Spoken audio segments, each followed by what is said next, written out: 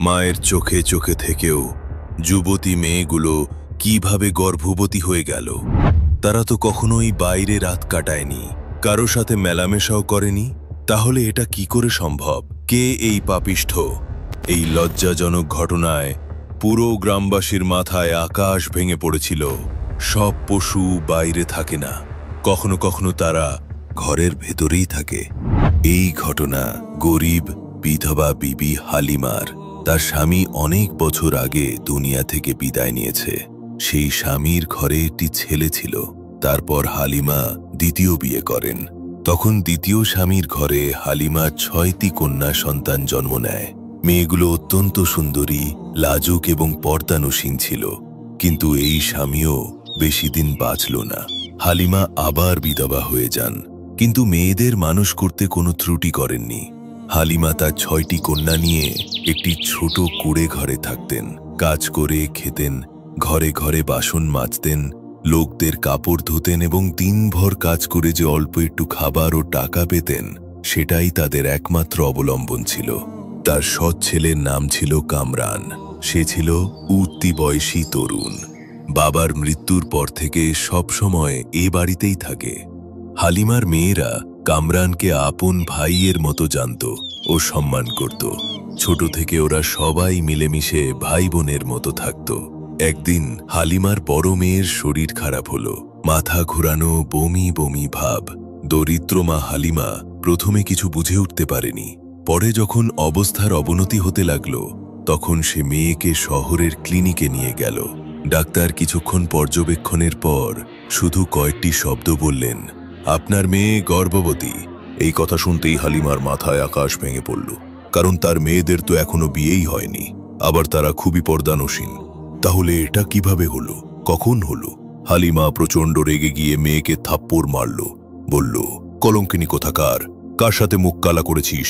মেয়ে কাঁদতে কাঁদতে বলল, আম্মা জান, আমি তো জীবনে কোনো পরপুরুষকে দেখিনি, জীবনে ঘরের বাইরেও পা রাখিনি, আপনার চোখে চোখেই থেকেছি আজীবন, আপনি তো দেখেছেনই। হালিমার মনে ধাক্কা লাগলো।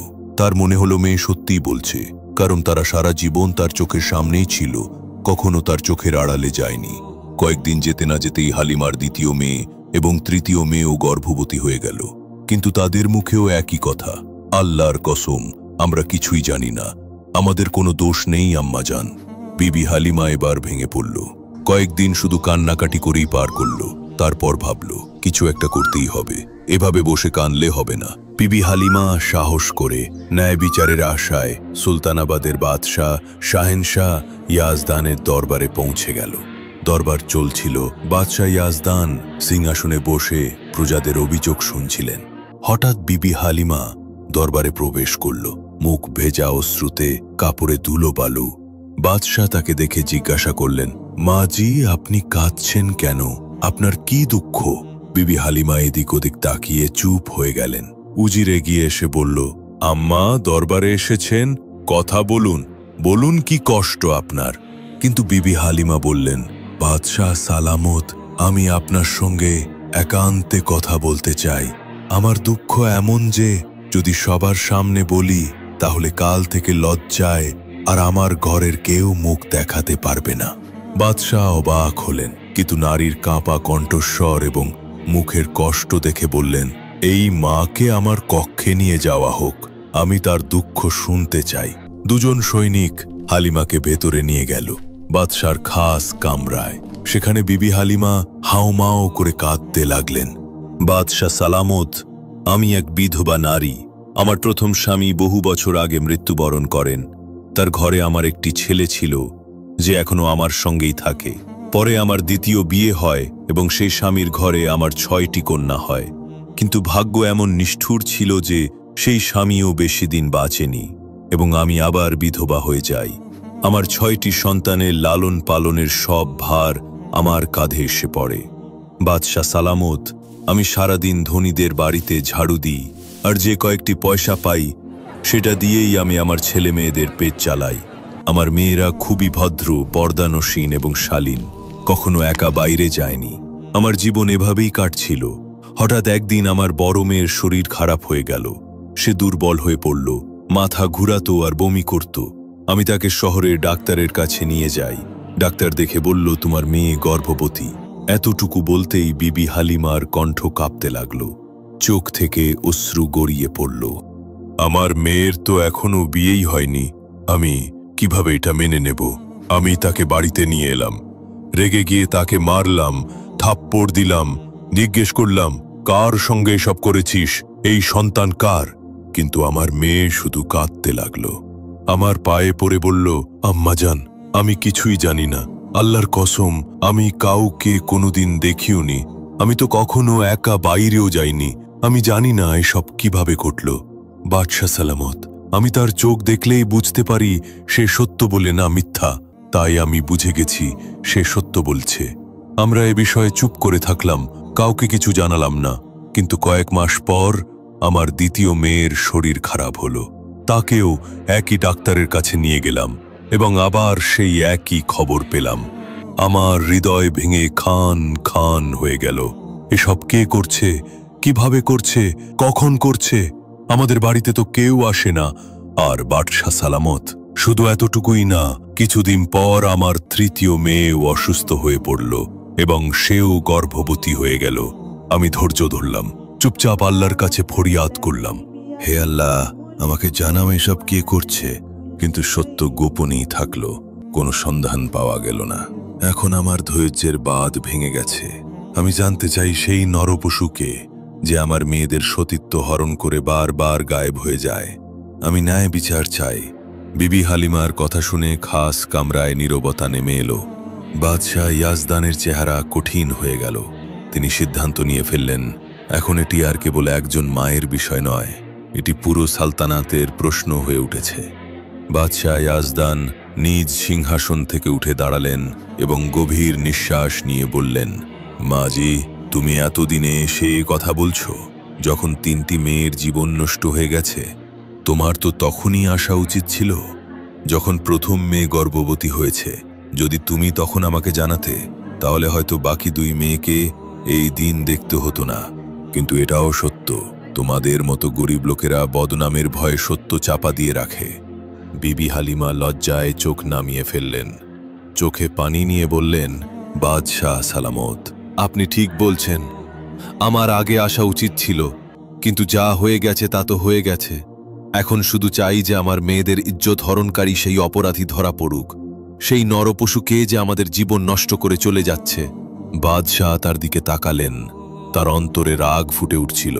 তিনি বললেন, এখন এই বিষয়টি আর কেবল তোমার নয়, এটি আমার সালতানাতের বিষয়, এবং যতক্ষণ আমি জীবিত আছি কোনো পশুকেই এই সুযোগ দেওয়া হবে না যে সে গরিব, অসহায় এবং সতী নারীদের উপর হামলে পড়বে আর শাস্তি থেকেও বেঁচে যাবে। যদি আমার সালতানাতে একটি মা অসহায় থাকে, তবে আমার এ বাদশাহী অভিশপ্ত। তুমি এখন যাও, বিশ্রাম করো। বিবি হালিমা চুপচাপ তার চাদর গুছিয়ে চোখে অশ্রু নিয়ে সেখান থেকে চলে গেলেন। বাদশাহ ইয়াজদান আবার দরবারে ফিরে এলেন, অন্যান্যদের অভিযোগ শুনতে লাগলেন।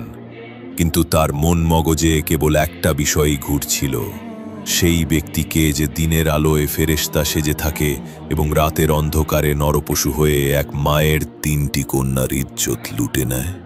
দরবার শেষে বাদশাহ তার কক্ষে গেলেন এবং সঙ্গে সঙ্গে প্রধান উজিরকে ডেকে পাঠালেন। উজির ভেতরে এলেন এবং বাদশাহর মুখে গভীর চিন্তার ছায়া দেখে জিজ্ঞেস করলেন, বাদশাহ, কি এমন হয়েছে যা এত যন্ত্রণা দিচ্ছে আপনাকে? বাদশাহ রাগান্বিত সুরে উত্তর দিলেন, উজির, আমার সালতানাতে এক পশু লুকিয়ে আছে যে এত বড় গুনাহ করেছে যে লজ্জায় মাটিতে মিশে যেতে ইচ্ছে করবে। সেই মহিলার 3 মেয়েকে সে নষ্ট করে দিয়েছে, আর সেই মা আজ আমার দরবারে এসে কেঁদে কেঁদে অভিযোগ করে গেল। উজিরও দুঃখের সুরে বললেন, এটা তো খুব বড় অপরাধ বাদশাহ সালামত, এখন বলুন আমাদের কি করতে হবে? বাদশাহ রাগান্বিতভাবে উত্তর দিলেন, আমাকে জানতে হবে সেই লোককে, কখন আসে, কিভাবে ভেতরে ঢোকে, তাকে সামনে এনে শাস্তি দিতে হবে। উজির এগিয়ে এসে বাদশাহর কানে এক সূক্ষ্ম পরিকল্পনার কথা বললেন। বাদশাহ সঙ্গে সঙ্গে আদেশ দিলেন, দ্রুত যাও এবং এক্ষুনি তা কার্যকর করো। সেই রাতেই উজির চুপি চুপি একটি কুকুর নিয়ে বিবি হালিমার বাড়িতে পৌঁছলেন। দরজায় কড়া নাড়লেন। বিবি হালিমা দরজা খুলে বিস্ময়ে বললেন, উজির সাহেব, আপনি এই অবেলায়? উজির গম্ভীরভাবে উত্তর দিলেন, আম্মা, যে দুঃখ আপনি বাদশাহ সালামতকে শুনিয়েছেন, তারপর তিনি সারা রাত ঘুমাতে পারেননি। আমরা এখন সেই নরপশুকে খুঁজে বের করব। আমাদেরকে শুধু একটু সহযোগিতা করতে হবে। উজিরের হাতে বাঁধা কুকুর দেখে বিবি হালিমা বিস্ময়ে বললেন, উজির সাহেব, আপনি এই কুকুরটা কেন এনেছেন? আপনি এটা দিয়ে কি করবেন? আম্মা, আমাকে শুধু ঘরের ভেতর নিয়ে যান, আমি সব বুঝিয়ে দেব। বিবি হালিমা দরজা খুলে দিলেন। উজির ঘরে ঢুকে ধীরে ধীরে বলতে লাগলেন, আজ রাতে আমরা এই কুকুরটির সাহায্যে সেই নরপশুকে পাকড়াও করব। শুধু তোমাদের সবাইকে চুপ থাকতে হবে, কোনো শব্দ করবে না। এমন ভাব করো যেন কিছুই হচ্ছে না, কিছুই জানো না। যদি আমরা সফল হই, তবে আমরা সেই জালিমকে হাতে নাতে ধরতে পারব। এই বলে উজির কুকুরটিকে ঘরের উঠানে ঠিক সেই জায়গায় বেঁধে দিলেন, যেখান থেকে ছাদ দিয়ে কেউ লাফিয়ে নামতে পারে। এরপর তিনি সবাইকে বুঝিয়ে দিলেন, আজ রাত কেউ চিৎকার করবে না। আমরা এই কুকুরটিকে এজন্য রেখেছি, যেই মুহূর্তে সেই নরপশু ঘরে প্রবেশ করবে, কুকুরটির সাথে সাথে চিৎকার করে উঠবে এবং আমাদের প্রহরীরা সঙ্গে সঙ্গে রেডি হয়ে যাবে। উজির 2 প্রহরীকে আদেশ দিলেন, তারা যেন বাড়ির চারপাশে লুকিয়ে থাকে। বিবি হালিমা ও তার 3 জন ক্ষতিগ্রস্ত মেয়েকে সান্ত্বনা দিয়ে উজির সেখান থেকে ফিরে এলেন এবং সরাসরি রাজপ্রাসাদে গিয়ে বাদশার সামনে হাজির হলেন। বাদশার সঙ্গে সঙ্গে জিজ্ঞেস করলেন, উজির, ফাঁদ পাতা হয়েছে? কুকুরটিকে ঠিক জায়গায় বাঁধা হয়েছে? উজির মাথা নিচু করে বলল, জি বাদশা সালামত, সব ঠিক সেইভাবেই করেছি যেমন আপনি চেয়েছিলেন। যদি সেই নরপশু আজও আসে, সে আর পালাতে পারবে না। বাদশা গভীর নিঃশ্বাস নিলেন এবং বললেন, উজির, আমার ঘুম হবে না সেই জালিম শাস্তি না পাওয়া পর্যন্ত। রাত গভীর হতে লাগল। পুরো গ্রামে নিস্তব্ধতা নেমে এসেছিল। মধ্যরাতের দিকে বিবি হালিমার ঘরের ছাদে একটি ছায়া দেখা দিল। একজন লোক নিঃশব্দে এলো, ছাদ থেকে নিচে উঠোনে নামল। ঠিক তখনই কুকুরটি তাকে দেখে জোরে ঘেউ ঘেউ করতে লাগলো। এত জোরে ঘেউ ঘেউ করল যে চারপাশে লুকিয়ে থাকা সৈনিকেরাও সঙ্গে সঙ্গে সজাগ হয়ে উঠল। বিবি হালিমা বুক চেপে ধরে মেয়েদের কাছে বসে পড়লেন। সে এসে গেছে, সেই নরপশু। মুখ ঢাকা নরপশুটি চিৎকার করে উঠল। সে পালাতে চেষ্টা করল, কিন্তু সৈনিকরা তাকে ধরে ফেলল। তার হাত বেঁধে মাটিতে ফেলে দেয়া হলো। তার মুখে কালো কাপড় বাঁধা ছিল। কিন্তু সৈনিকরা যখন তার মুখের কাপড় খুলল, তখন বিবি হালিমা এবং তার মেয়েরা চিৎকার করে উঠল। চোখগুলো বিস্ময়ে স্থির হয়ে গেল, নিঃশ্বাস বন্ধ হয়ে এলো তাদের। সেই কামরান, তাদের সৎ ভাই, যে এই ঘরেই তাদের সঙ্গে একসাথে বড় হয়েছে এবং যাকে আজ পর্যন্ত তারা ভাই বলে জেনে এসেছে, সেই ঘৃণ্য কাজ করতে পারল। সকাল হলো, দরবার বসল। হাত করা পরা সেই অপরাধী মাথা নিচু করে বাদশার সামনে হাঁটু গেড়ে বসেছিল। লোকেরা বিস্ময়ে তাকিয়ে দেখছিল। বিবি হালিমা তার 6 মেয়েকে সঙ্গে নিয়ে দরবারে এলেন। বাদশাহ ইয়াজদান দরবার খালি করে দিলেন। এখন কেবল সেই অপরাধী বাদশাহ, উজির, বিবি হালিমা এবং তার কন্যারা উপস্থিত ছিলেন। বাদশাহ ইয়াজদান কঠোর কণ্ঠে বললেন, তোমার মনে কি আমার ভয় নেই? তুমি জানো না, আমার রাজ্যে কোনো নারীর ইজ্জতে হাত দেওয়ার শাস্তি শুধুই মৃত্যুদণ্ড। এরপর তিনি সৈন্যদের আদেশ দিলেন, এই ব্যক্তির মুখ থেকে কাপড় সরাও। আমি দেখতে চাই সেই মুখ, যে একটি মায়ের 3টি মেয়ের জীবন নষ্ট করেছে। কাপড় সরানো হলে এক গভীর নীরবতা নেমে এলো। বিবি হালিমার চোখে বিস্ময়, যন্ত্রণা এবং রাগের ঝড় উঠল। তিনি চিৎকার করে বললেন, কামরান, তুই কি করেছিস এসব? সেই ছেলে যে বিবি হালিমার প্রথম স্বামীর ঘরে জন্মেছিল, যেই মেয়েদের সঙ্গেই বড় হয়েছিল, যাকে তিনি কখনো সৎ সন্তান বলে আলাদা করেননি এবং যাকে সব মেয়েরা ভাই বলে জানত। বিবি হালিমা এগিয়ে গেলেন, তার মুখে থুতু ছড়লেন। নির্লজ্জ, তোর লজ্জা হলো না? এই মেয়েগুলো তোর সঙ্গেই বড় হয়েছে। তুই তো তাদের মাথার উপর হাত রাখতে পারতি। তুই তো তাদের ভাই ছিলি। তুই তো ছিলি তাদের রক্ষক, আর তুই তাদের ইজ্জতের ঘাতক হয়ে গেলি। তিনি তার মুখে কষে এক চড় মারলেন। বাদশাহ রেগে গিয়ে তলোয়ার বের করলেন এবং তার মাথার কাছে রেখে বললেন, এখন বল, সত্যি সত্যি বল, তুই এটা কেন করলি? যদি একটাও মিথ্যে কথা বলিস তাহলে এই তলোয়ার দিয়ে তোর মাথা কেটে ফেলব। সে কাঁপা গলায় বলা শুরু করল, বাদশাহ সালামত, আমি বিবি হালিমার সৎ ছেলে। এই সব মেয়েরা আমার সৎ বোন। আমার পিতার মৃত্যু বহু আগে হয়েছে। হালিমা আমাকেও নিজের মেয়েদের সঙ্গে প্রতিপালন করেছেন, কিন্তু ভিতরে ভিতরে আমার মনে হিংসা এবং বিদ্বেষ বেড়ে গিয়েছিল। যখন মেয়েরা বড় হতে লাগলো, তাদের সৌন্দর্য দেখে আমার মনে কামনা জেগে উঠল। আত্মাটা কলুষিত হতে লাগলো, কিন্তু আমি জানতাম তারা কখনো আমাকে সুযোগ দিবে না। আমি ভাবলাম, যদি আমি চাই তাহলে রাতের অন্ধকারে আমি তাদের একটু আদর করতে পারি, কেউ টেরও পাবে না। এই ভাবনাতেই আমি এক হাকিমের কাছে গিয়ে বললাম, এমন কোনো পাতা দাও যেটা শুঁকলে মানুষ সঙ্গে সঙ্গে অজ্ঞান হয়ে যায়। আমি সেই পাতা নিলাম হাকিমের কাছ থেকে, যেটা শুঁকলে মানুষ 4-5 ঘন্টার জন্য অচেতন হয়ে যায়। রাতের অন্ধকারে আমি ছাদ থেকে নিচে নামতাম, হালিমা ও তার মেয়েদের সেই পাতা শুঁকিয়ে দিতাম এবং সবাই অজ্ঞান হয়ে যেত।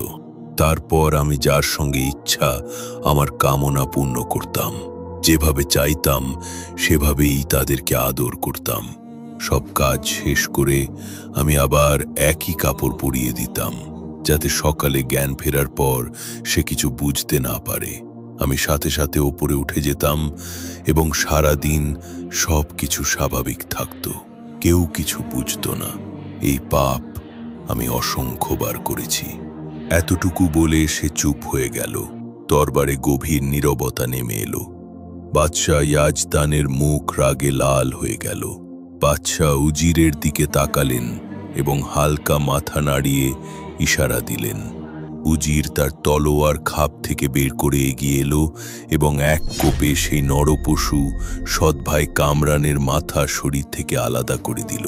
তার দেহ কিছুক্ষণ ছটফট করল, তারপর চিরতরে স্থির হয়ে গেল। দরবারে ন্যায় বিচার প্রতিষ্ঠিত হল। বাদশাহ বিবি হালিমার দিকে তাকিয়ে কোমল কণ্ঠে বললেন, আম্মা, যদি তুমি আগেই আসতে তাহলে হয়তো তোমার 3টি মেয়েকে এই দুঃখ ভোগ করতে হতো না। কিন্তু এখন যা হয়েছে তা তো হয়েই গেছে। আমি ওয়াদা করছি, আমি তোমার 3 মেয়েকে সেই সব সুখ দেব যার তারা হকদার। বাদশাহ তার রাজ্যের 3 জন উত্তম যুবক নির্বাচন করলেন, সচ্চরিত্র, সম্মানিত এবং সম্ভ্রান্ত। সেই 3 মেয়ের বিয়ে এই যুবকদের সঙ্গে দিলেন।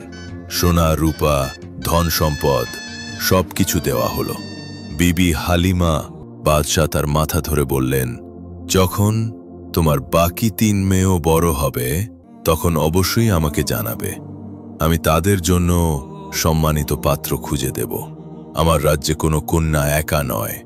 প্রত্যেক অসহায় মা আমার মা, আর প্রত্যেক কন্যা আমার কন্যা।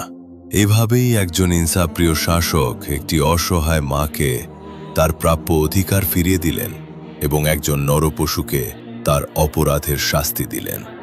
যদি আপনার উপর জুলুম হয় তাহলে বদনামের ভয় বা সমাজের পরোয়া করবেন না। জুলুমের বিরুদ্ধে আওয়াজ তুলুন, অধিকার আদায়ের জন্য দাঁড়িয়ে যান। কারণ যদি আপনি চুপ থাকেন তবে এই দুনিয়া আপনার সব কিছু গিলে ফেলবে। যে ব্যক্তি একজন মজলুমের সাহায্য করে, আল্লাহ তাআলা তার সাহায্য করেন। হাদিস, মুসলিম। তোমাদের মধ্যে উত্তম সেই যে তার পরিবার পরিজনের জন্য উত্তম, আর আমি তোমাদের মধ্যে আমার পরিবার পরিজনের জন্য সবচেয়ে উত্তম।